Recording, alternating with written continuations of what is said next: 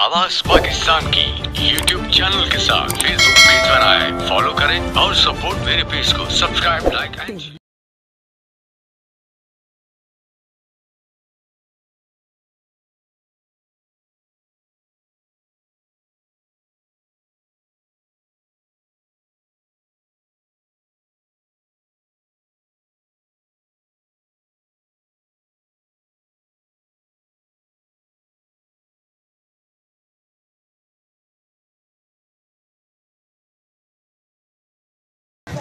अस्सलाम वालेकुम रहमतुल्लाहि व बरकातहू। मैं आपका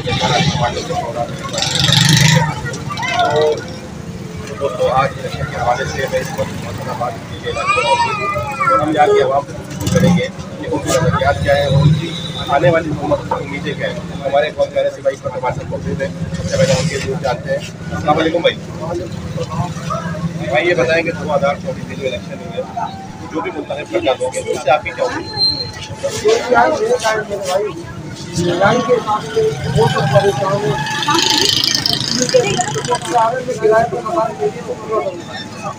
ये बताएं कि आम आदमी के मसाइल क्या है? गैस, बिजली, पानी, इसके अलावा कोई और क्या? नौकरी अभी आपकी कितनी उम्र हो गई?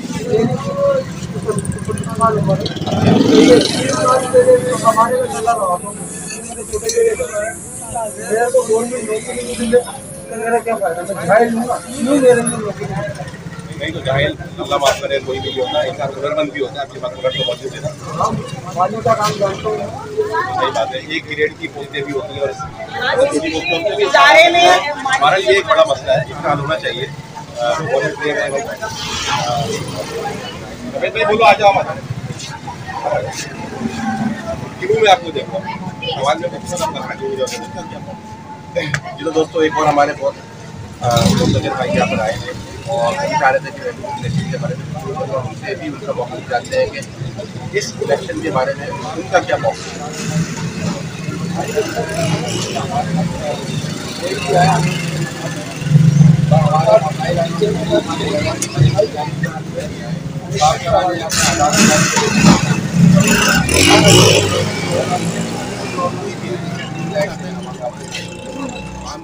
बहुत प्यारी बात इन्होंने बोली कि कोई भी आए हमें सिर्फ अपने मकासद से मतलब है। यानी कि देखें, कोई तासुब की बात है, इतनी प्यारी बात इन्होंने बोली। कोई भी आए, जो भी आता है आवाम का मसला हल नहीं करता।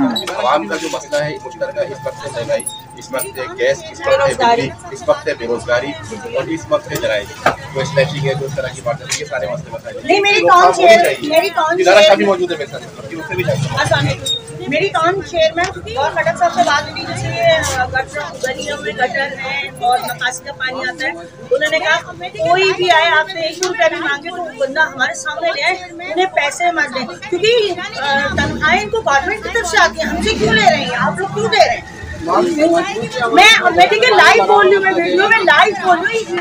टाउन चेयरमैन और खटक साहब ने कहा 1 रुपया नहीं देना आप लोगों ने, कि तनख्वाहें गवर्नमेंट से ले रही है आप लोगों से, क्यों काहे की मजबूरी बन जाती है? अगर आप लोग नहीं बेटा, अगर आप लोग देते रहेंगे तो ये देते रहेंगे आप।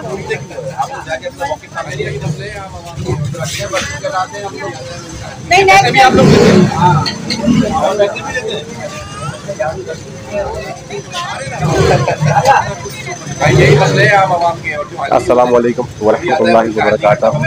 मैं आपका अपना मेज़बान आरिफ कमांडो अपने प्रोग्राम बैरिक पॉइंट के साथ आपकी खिदमत में। जी तो दोस्तों, आज स्पेशली आने का मकसद इलेक्शन के हवाले से शुरू करना है। तो सबसे पहले तो इलेक्शन के हवाले से कुछ तारुफ हो जाए। जैसे इलेक्शन बेसिकली इलेक्ट मीन्स होता है मुंतखब करना, यानी कि ऐसी ऑर्गेनाइजेशन, ऐसे लोग जो आवाम इलेक्ट करती है for betterment of their self, यानी कि अपनी बेहतरी के लिए, मुल्क की बेहतरी के लिए।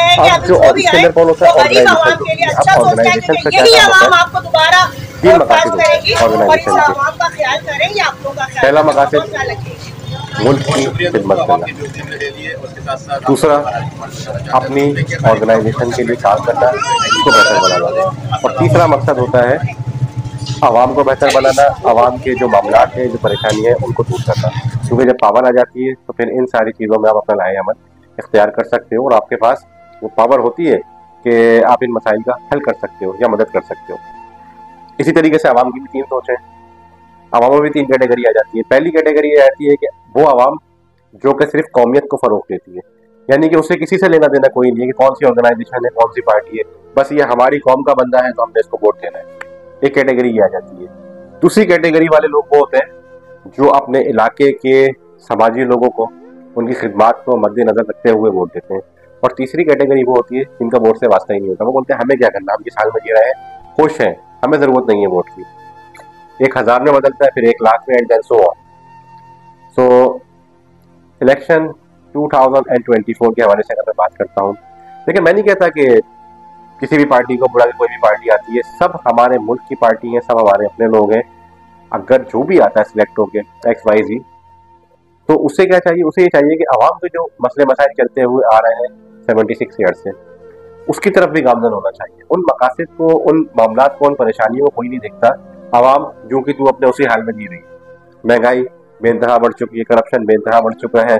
उसके अलावा आजकल लोगों के घरों में गैस नहीं है, बिजली नहीं है, उसके बावजूद बिलों का आप देखो तो कहाँ तक मामला पहुंच चुके हैं।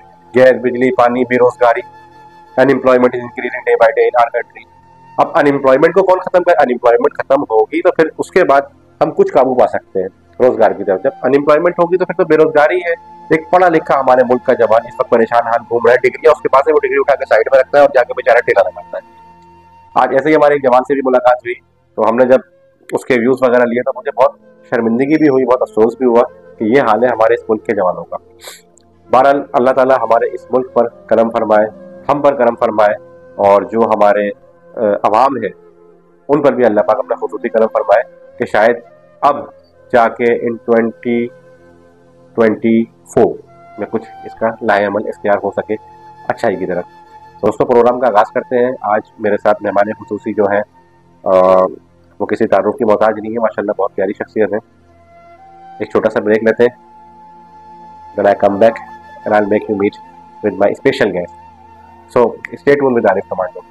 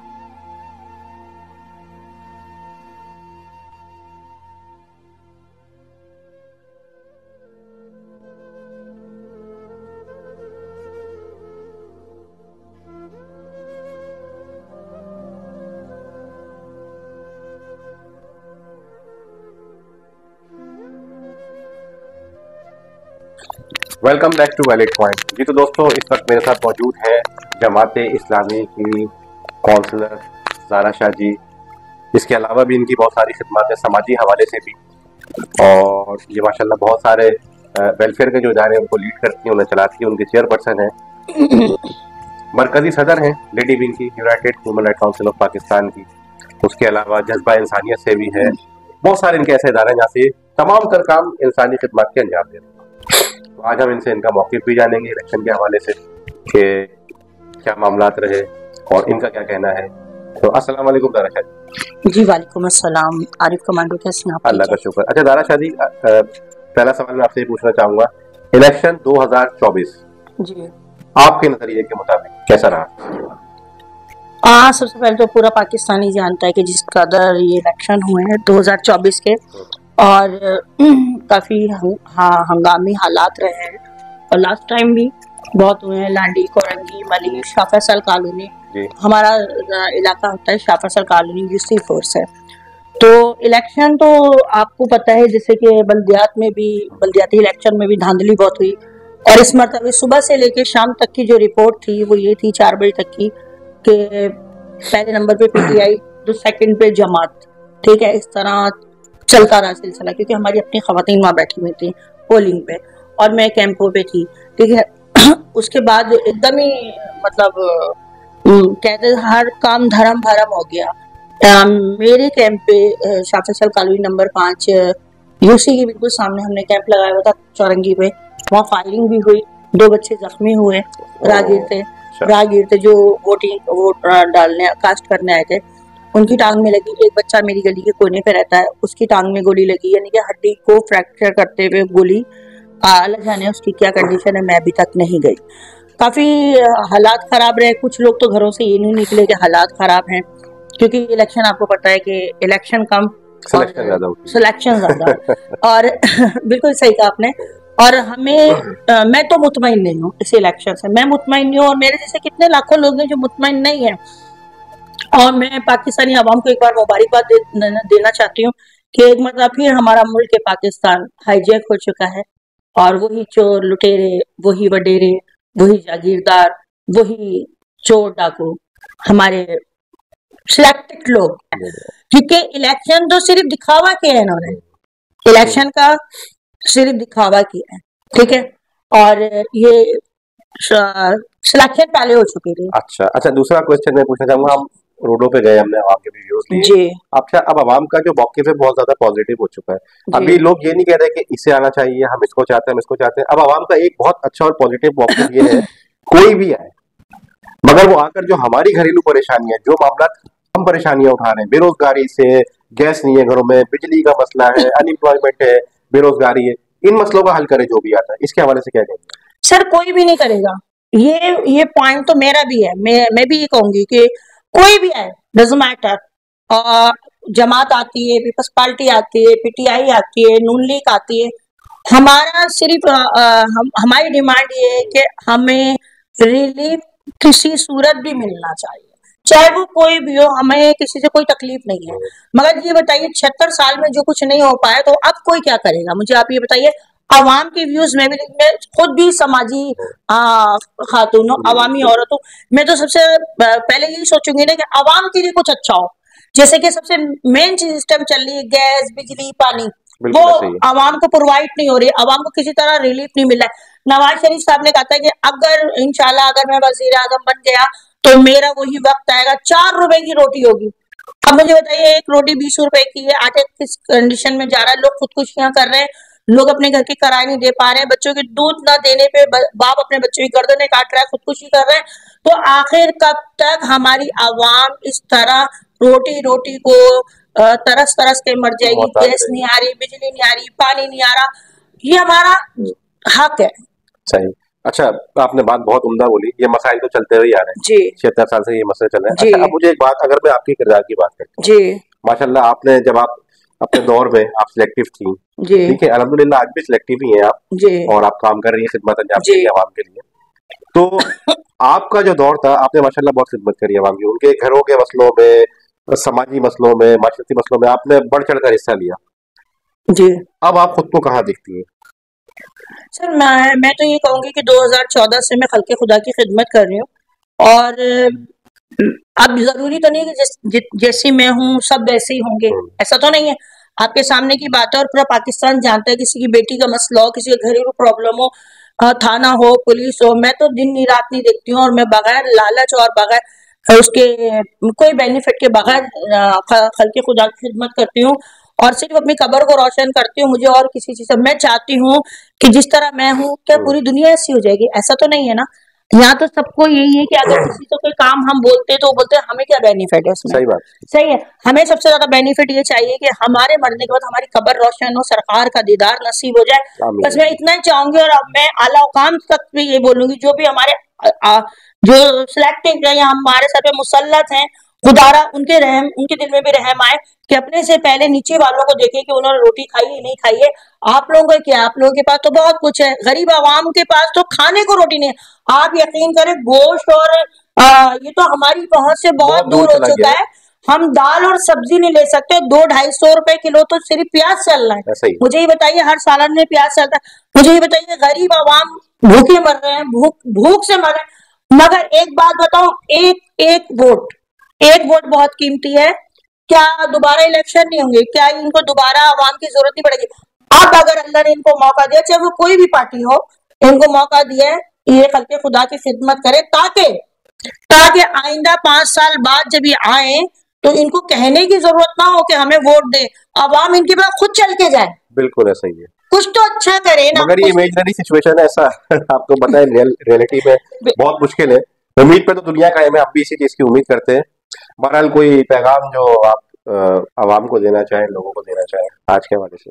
बस आवाम को मैं ये मुबारकबाद दे चुकी हूँ कि मुबारक हो पाकिस्तानियों, एक बार फिर हम महंगाई और जुल्म की चक्की में पिसने के लिए तैयार हैं, क्योंकि गरीब हमेशा मरता है, गरीब हमेशा भूख से मरता है, गरीब हमेशा परेशानी से मरता है। मुझे बताइए, बिजली के बिल नहीं दे रहे, घर के किराए नहीं दे रहे, बच्चों को रोटी नहीं दे रहे हैं, अच्छी एजुकेशन नहीं दे रहे, बच्चों के हम लोग दवाई तक नहीं ला सकते हैं। हमारे घरों की बच्चियां लाइनों में लगी हुई हैं, मतलब हमारे घरों की बच्चियां आटे की लाइनों में, आईडी कार्ड के लिए नादरा की लाइनों में, हमारे घरों की बच्चियां। मैं और क्या पैगाम दूंगी, सिर्फ इतना कहूंगी कि हमारी पाकिस्तानी आवाम को शऊर आ चुका है, आ गया है, मगर धांधली के टाइम में हमारी आवाम भी क्या कर सकती, धांधली तो बड़े लोग करते हैं।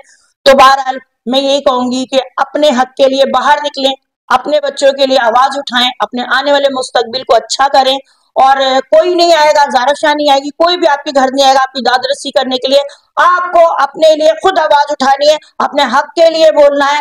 जैसे इनके हक होते हैं हमें वोट डालें, तो ये आते हैं आपके घरों पे। अब आपका हक है कि आपके घर में पानी नहीं है, बिजली नहीं है, बच्चों की नौकरी नहीं है, एजुकेशन नहीं है, गटर भरे हुए, रोडों में निकले, गैस नहीं है, पानी नहीं है, जाएं आप अपना हक मांगे, नहीं अपने हक को छीने। मैं आवाम को सिर्फ पैगाम ये दूंगी, अपने हक को छीने, मांगने से तो भीख नहीं मिलती है, छीनने से अपना हक मिलता है। तो कब तक आप खामोश रहेंगे, कब तक जुल्म बर्दाश्त करेंगे? जुल्म तो जो जालिम है उसको तो सजा मिलती है, जो उसका साथ देता है उसको भी सजा मिलती है, जो गलत होता है उसको सजा मिलती है, जो गलत का साथ देता है उसको भी सजा मिलती है। निकलो पाकिस्तानी आवाम, अपने अपने हक की खातिर, अपने बच्चों के लिए, अपने आने वाले मुस्तकबिल के लिए, कब तक भीख मांगते रहोगे? बस इतना ही पैगाम है मेरा। बहुत शुक्रिया ज़ारा शाह, आप हमारे स्टूडियो में तशरीफ लाए और आपने अपने नजरियात का इजहार हमसे किया। बहरहाल हमारी भी यही दुआ है और हमारी भी अल्लाह की दात से उम्मीद है, उसके बाद ही इंसान दूसरों से करता है, अल्लाह की दात से बढ़ के किसी से उम्मीद नहीं करनी चाहिए। इंशाल्लाह जो अपकमिंग टाइम है उसमें जरूर बेहतरी आएगी, हम पुरुमीद है। तो इसी पुरुमीदी के साथ, बेशक बेशक, इसी पुरुमीदी के साथ अपना बहुत ख्याल रखिए। Do take care very good of yourself and remember me. Thank you for the rest of the day. अस्सलाम वालेकुम व रहमतुल्लाहि व बरकातहू।